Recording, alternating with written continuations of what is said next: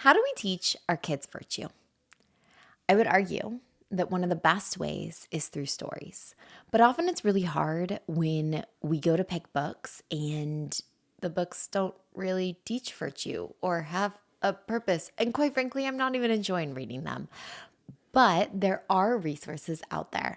And one of the newest ones that I'm excited to share about in this episode is Lion and Lamb book subscription. And so we're going to dive into what makes a good book, how we pick good books, and this incredible gift by Catholic Ventures for our families to be able to read books together, for our kids to be able to read books on their own that I'm not worried about, and to ultimately teach virtue to our children through the gift of stories. So let's dive in.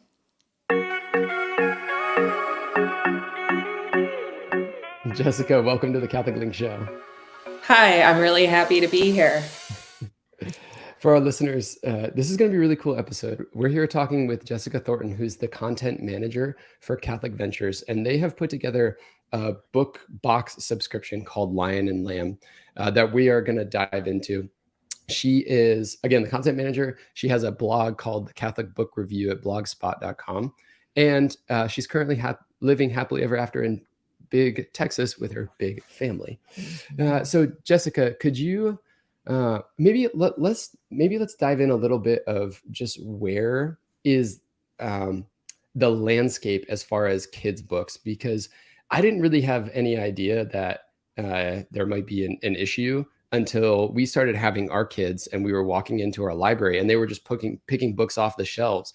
And I was flipping through these books, and some of the things that are in kids' books today are kind of scary and very much in line with the woke culture and all of these other things. So yeah, could you talk to us a little bit about what's going on with that? Well, I can tell you that Heather Has Two Mommies came out 30 years ago. So it's not a new thing. It's been around. It's just, it's definitely gaining momentum and becoming more pervasive. And a lot of that has to do with awards. If you look at award winners and the books that are winning the awards, you'll see what the popular trend is. And sometimes it's a good trend. And you can see that like in the Academy Awards, there was a year where Harriet and Little Women were up for Oscars. And then there's also not so great stuff out there as well. And so I think everyone is pretty well aware of the dangers out there. And I think what Lion and Lamb is trying to do is to shine a light on some of those books, that both Catholic books and secular books that are in line with church teaching and have a Catholic worldview, whether or not the author's Catholic. And I think those are still being written. I think it's just a little bit harder to find them. Yeah, I think that that's a great point. And sometimes they're not being stocked in the library as much. And so it's interesting. I walked into our library that I consider pretty conservative, and just on the shelf, like what is out for display. And it's kind of this like, oh, I need to be aware of what my kids are reading. Like, and this book was about moms, and the cover was very explicit that it was two moms and all the pictures. And you're like, okay, well, that's even on the cover. Like, we don't even have to dig in. And I think, though, that there's so much hidden and just placed within the book itself. And so I am very grateful having little kids who just go and grab books off the shelf all day long, to be able to say like, hey, here are some good books, because often I'll get a book list and I'll type it into our library and I can't get those books. Like, that's not what's being stocked anymore. And so it's nice to have books sent to my home that have been validated by somebody that take out all those steps anyways, but then I can actually get has been such a gift. And so can you explain a little bit about what the Lion and the Lamb subscription is and how you got involved in the project? Sure. So subscription boxes are everywhere, for makeup or workout equipment or chocolate or bacon or whatever. And there is a secular subscription box for kids, and it's for kids' books. And so what Catholic Ventures has done is just take that idea and made it Catholic. And the idea that, like you said, comes to your door 4 times a year. And they're they picked the dates based on the liturgical year. So it's seasonal, but so the next box is coming out right before Advent. And then the one in the spring comes out right before Lent. And then there's a summer box, and summer's just loaded with saints, feast days. And then there's one in the fall that kind of coordinates with the end of ordinary time. So that's really interesting that we're aiming, that we've skewed our whole schedule. It's also a little frustrating because I would like to put in a book about St. Valentine, but the box ships on February 15th. So that's not going to work. Make it. But maybe someday we'll be able to switch all the subscriptions and all the payments so that I can send out a book about St. Valentine, but not. So you sign up for the subscription, you get billed quarterly, and every quarter you get a box with 3 to 5 quality, proven, safe, for your Catholic family children's books. And there's 3 age ranges of books. So there's the duckling box, the lamb box, and the lion box. And I know you said your kids range like 0 to 6, I think you said. Yep. So I have big kids. I have a lot of adult children. I have one in college. I have an 11-year-old and an 8-year-old. So I'm more of the skewed older group. So that's the lion box right now is 9 to 12. And the lamb box is 5 to 8. So that's kind of where I'm headed. But so ideally the books in the box, so definitely for duckling, these are books that you're going to have to read to your kid, because right now it says 0 to 3. I'm trying to push that up to more 0 to 5 that these kids can't read yet. And that's great. But so they're, it's definitely for parents to read to their children. And then the lamb box is more early readers. So you could get some picture books, but definitely a longer text heavy picture book up to the early chapter books. And Drew, you had mentioned the King Arthur book is one of those early chapter books, which you can also read to your child. But by the time you're 7, 8 years old, maybe your reader is going to be strong enough to actually read that on their own. And then the lion box, I think, should be 9 and up, because I still read children's literature. I mean, I think it's better crafted in general. Children are a much more discerning audience. I have a really passionate opinion about children's literature versus adult literature. And I don't like to go to the library and read what's on the adult shelves unless somebody told me it was like printed in 1940. So 9 and up. And those books are definitely for kids who can read on their own, but there's no problem with a parent reading a chapter a night at bedtime or whatever. So those are the 3 boxes, and they come out 4 times a year. How do you select the books for the boxes? Because I think it's something that I really appreciate today more and more is when someone takes the teachings of the church and the magisterium and then kind of sifts through what's in our culture right now and presents like, hey, this is still good and beautiful. It doesn't say Catholic on it, but it teaches things about virtue and the biblical worldview. And so how do you pick the books for the boxes? You really hit it when you said good and beautiful. So like the idea of God as beauty, truth, and goodness, that beauty, truth, and goodness exist in things that aren't necessarily churchy things. And they exist in fairy tales and myths and legends and fables and stories that are being written today. Maybe not as much or not as easy to find. So when I was given the position, I was given the guideline that every box should try to have a Catholic new release. I'm going to do some spoilers and show you a Catholic new release. So this actually, I think it came out a year or two. This is Word on Fire and Pauline Press. Brilliant. This is going in the Lion box in November. This is what we call the Catholic new release because it came out more recently. And then a Catholic treasure, which I don't have it out here, but I have some like older reprints of some saint stories that have been incredibly popular in the box. Then maybe a secular new release and a secular classic, both that fit in the Catholic worldview. So going with those parameters, I find that the Lamb box is the easiest to put together. I feel like that for some reason it's a big age group. Actually, they took Yeah. if you look at formal reading levels, they kind of smushed two together for that Lamb box, and that makes it really easy to find books for the Lamb box. Duckling is a little bit more difficult, just because I feel like it's a real fine line between something that's going to engage a toddler, but also have some worthy content, and then. Yeah. Right. The Lion box, again, we get into that, the not ratings, but maturity levels, like something that's appropriate for a 9-year-old, that's well written. There's just not a lot being written for that age group right now. I mean, there is like this book that I showed you is a beautiful book, but I just feel like when I look at a publisher's catalog, especially for Catholic books, that the quantities just aren't awesome. So if you're an author, please consider writing for this age group. There's a big dearth of material out there. So it's been good. It's been fun. I get a lot of opinions from my children. I ask them to read the books too. And then I literally every day, thank you, Jesus, that my library has a drive-through, because I drive through every single day and just check out stacks and stacks of books, flip through. And sometimes it's real easy to tell, like, this is a potential book or this one's absolutely not. Or sometimes, like for Lion, I'm reading a much longer, thicker book, and then I get to the very end, I'm like, oh no, this is totally no. And I just spent a long time.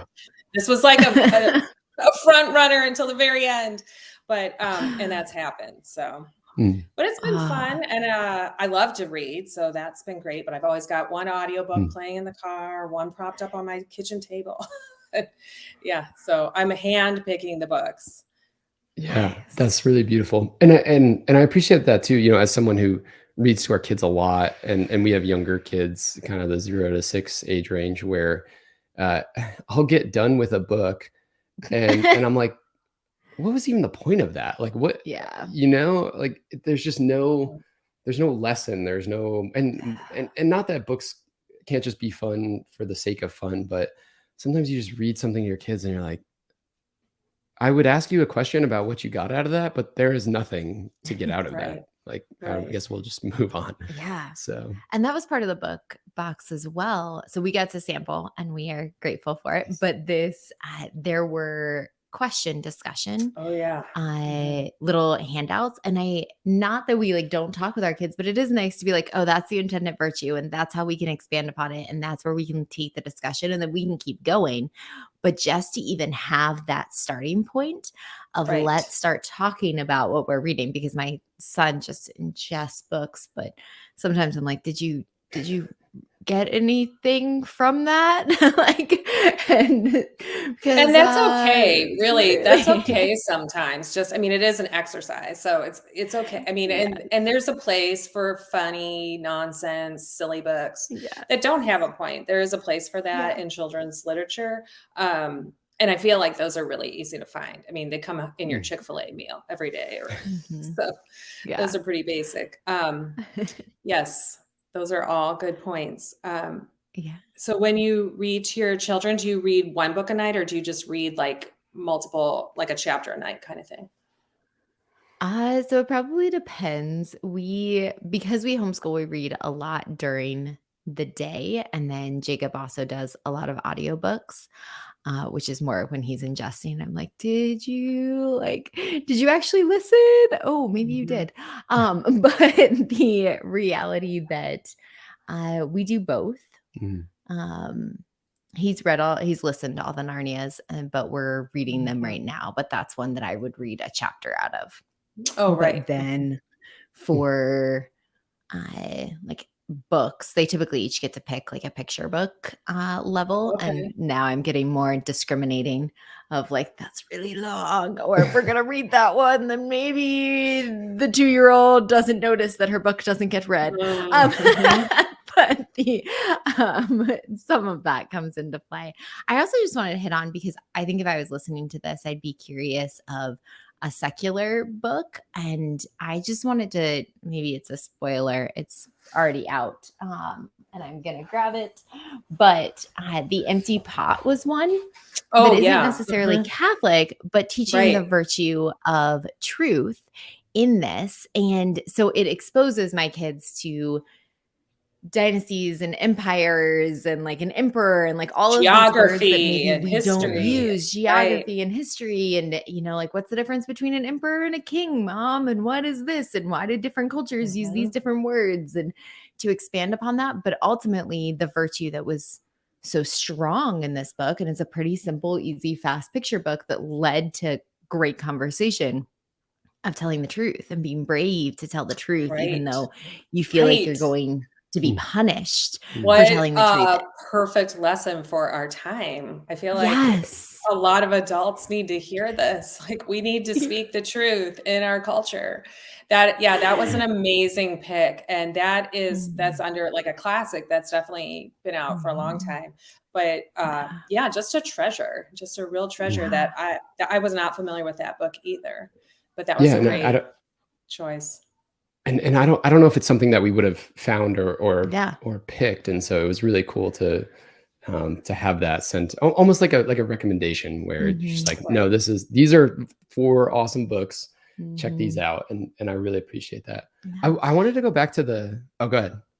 I was gonna say what you said about so like you read Narnia to your kids and how this was a book that was like an awesome recommendation. And that is one of the goals in choosing the books, is that like I can never put Narnia in the box. I can never put Little House in the box. I'm assuming every Catholic family is already familiar with these like greatest hits of children's literature. And I don't need to educate anyone on the beauty of The Hobbit, because like these are the basic stepping stones of our culture. And so if you don't have those, this is not the box for you. You should go to the store and get those first. But this is more when you're really expanding your home library beyond what's totally obvious. So these are like more what I call the hidden gems or the rare treasures that are hard, like you said, hard to find in libraries today. Yeah. That's such a good point. And gift.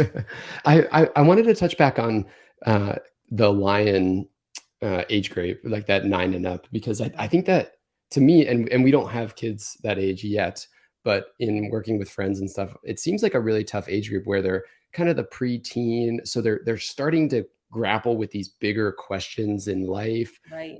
But you don't want to fully expose them to things that they might not be ready for. So talk to me about, what do you look for in books in that age range of this kind of maturation, or coming into young adulthood, but also you're still a kid and still have fun? I don't know. Talk to me about that.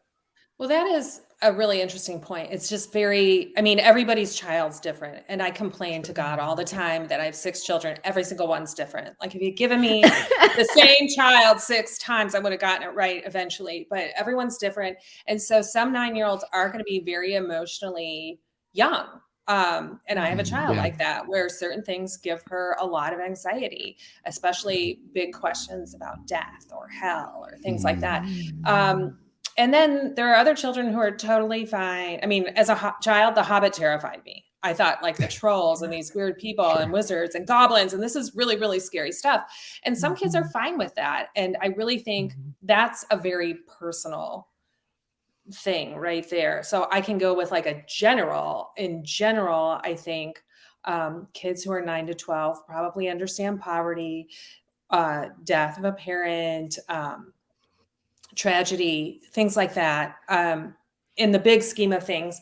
But it's really key is that every single book is read and that all of these issues are dealt with correctly.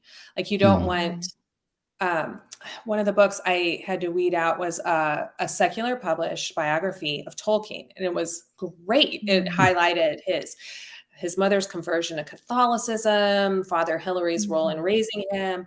And then as it went on and on and on, it also had a lot of like little history blurbs, like, and then he went and fought in World War I. This is what World War I was about. And then the same thing about World War II. And then it got to the 1960s and it started talking about people in the 1960s started experimenting with drugs, period. I'm like, huh, well, yes. But I mean, like, okay, first of all, did that need to be in the book? And then there was no commentary on that, like that is an illegal activity or this is really Yeah. harmful. I mean, it was just like a fact, like, no, I'm sorry, we can't just like throw out random facts without qualifying them in some Right. way, which was really unfortunate because except for that part, it was a really good biography, like published by some huge secular publisher. And I thought, wow, they did a great job narrating the life of Tolkien.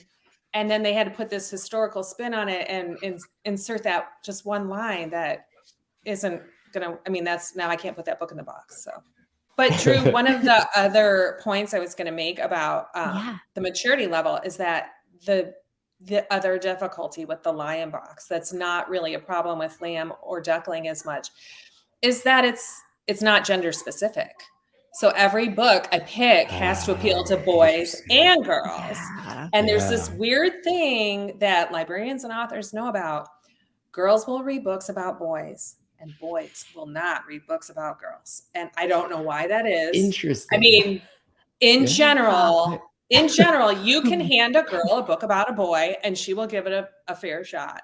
And if you you have to really, really convince a boy to read a book about a girl. It has to be an amazing book. Yeah. It's such a good point because I have struggled in finding my daughter good characters and good like women to look up to. Like it's an interesting, and so like trying to get away from Pinkalicious and Fancy Nancy. Which have their place. It's a phase. To an extent. It's a phase to an extent. But if I read another one, I might go crazy. And so in this reality of how do I get women, and so that's an interesting that publishers will lean, and I even look at the box that we had, and it is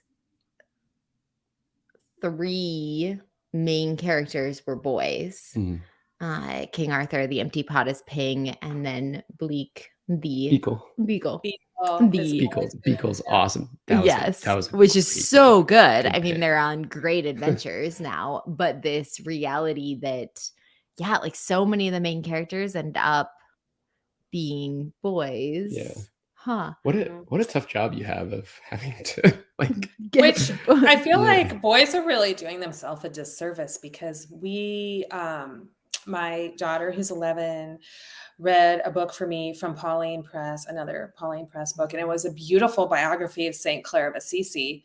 And she's like, this was great. I'm like, no, looking at the cover and she's got flowers in her hair. It's like it's a graphic novel. So it's that comic book style. And no boy is going to open that book. They're just going to be like, oh. So, but it was a great story. St. Francis is a major character. Maybe he should be on the cover too. Maybe too.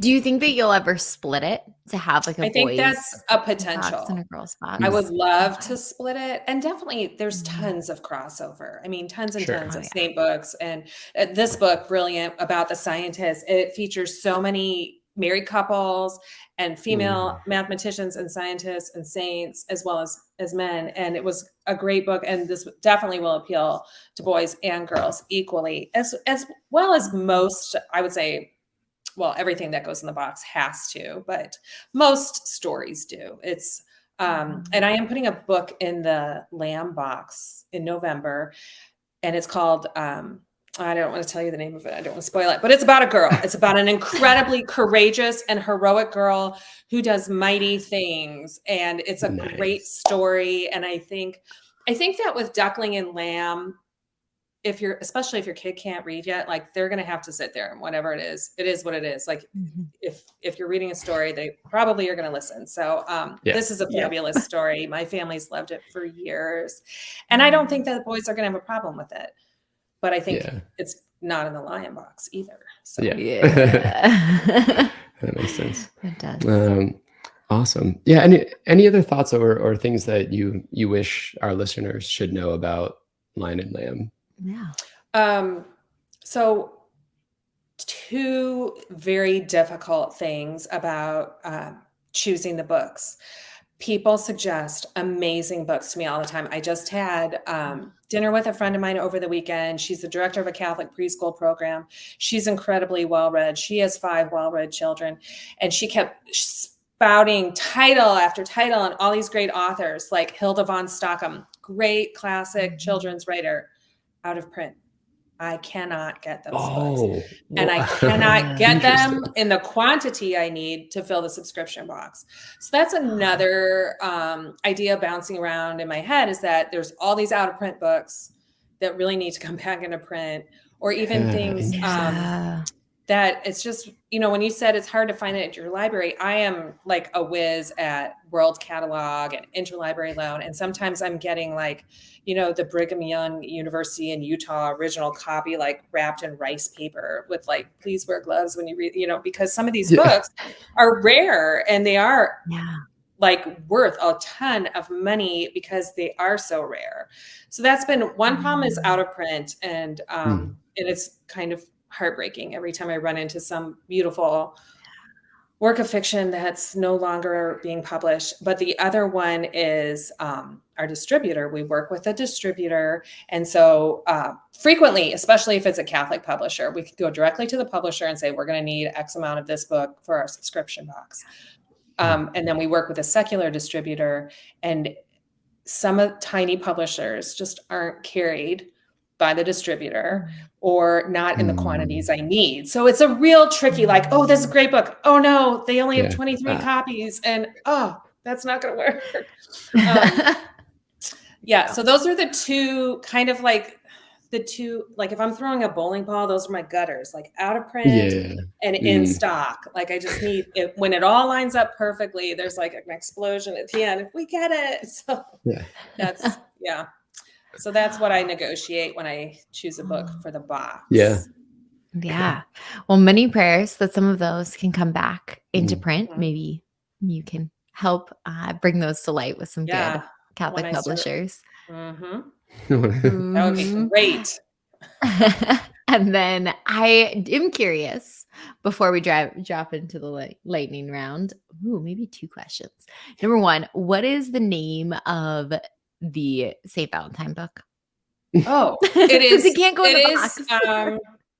It is Saint Valentine, and I can't remember. And it has the pictures are all mosaics, which makes it, and it's the true story of Saint Valentine, and it's all about his martyrdom and how he was when he was in prison, and he wrote letters to evangelize people with his written. It's a beautiful story, and it does go into like, this is how Valentine's, this is how it came about, but totally Catholic perspective, early Roman martyr, great story. Yeah. Nice. And I'm pretty sure you can get that on Amazon, but I really, that's another one. And then the other one were like Mother's Day books. There's some really cute Mother's Day books out there. And then our May box comes out May 15th. Can't put any Mother's Day books in the box. Mary's our mother. But awesome. Any other favorites that aren't going in the box, but family could pick up? Off the top of my head? Yes. Okay. So I have talked to some people in the company, like, could you please call up this tiny publisher in Tennessee, because The Green Ember is an amazing book, and it's a trilogy. It would be perfect for the Lion box. It's very similar to a book that was in the first Lion box, Brian Jake's Redwall series. So Green Ember is about rabbits fighting wolves, and it's about a sister and a brother. So that, is okay for girls and boys to read it, Heather and Pickett. And they are these brave rabbits in a world where there is a lot of betrayal, and they're being betrayed by their own kind. And it's a story about like courage and honesty and valor and all the great things that come in an epic adventure. And our distributor does not carry this tiny publisher. And so I'm like, please get me Green Ember, please. And and that's the other thing, is it's a trilogy. So I'll only put the first book in the box. I'm like, well, Catholic.store will have to carry the other ones, because once someone reads the first one, they're going to want to order the other two. The next ones. Nice. Cool. Okay. All right. Ready for the lightning round? Yeah. First question. Who is your favorite saint? Okay. My favorite saint is John Paul II, even though I was kissed on the forehead by Mother Teresa when I was little. What? So Yeah. I am a third class Nice. relic, but John Paul II is my favorite. And I feel That is really blessed awesome. that I have lived during the lives of so many canonized saints. And I like to point out to my kids that this is the time of saints. Yeah, amen. Super cool. Amen Wow. to that. And what is your favorite devotion? Oh, Surrender Novena. Are you familiar with the Surrender Novena? I am. Oh, it is Yeah, such a favorite of mine. Yes. I call it the idiot novena because frequently I read the little devotions and I hear Jesus saying, like, why do you doubt me, you idiot? Like, like it's just the little kick in the pants I need spiritually, like trust, trust, trust, surrender, surrender, surrender. I love the Surrender Novena. And I just say it every day cyclically on, and like I'm never gonna be done with that. That'd be a good slip it in as an extra into the lamb box. Yeah. Oh yeah, that's a great idea. Or the lion book box. Mhm. Lion. That is a really great idea.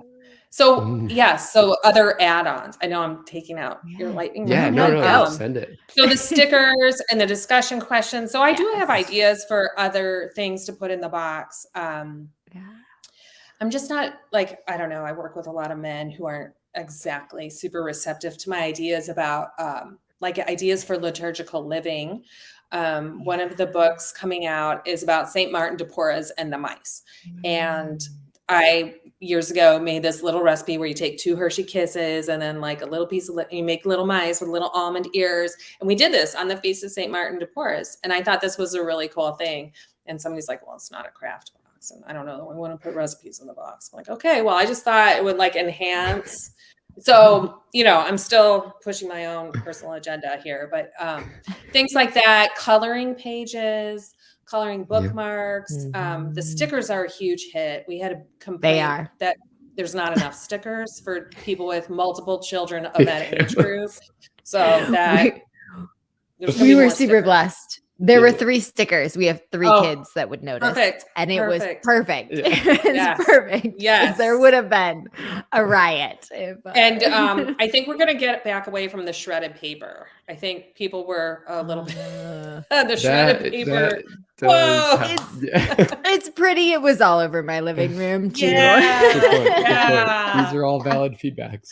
Valid feedbacks from big families. More stickers, less paper. There you go.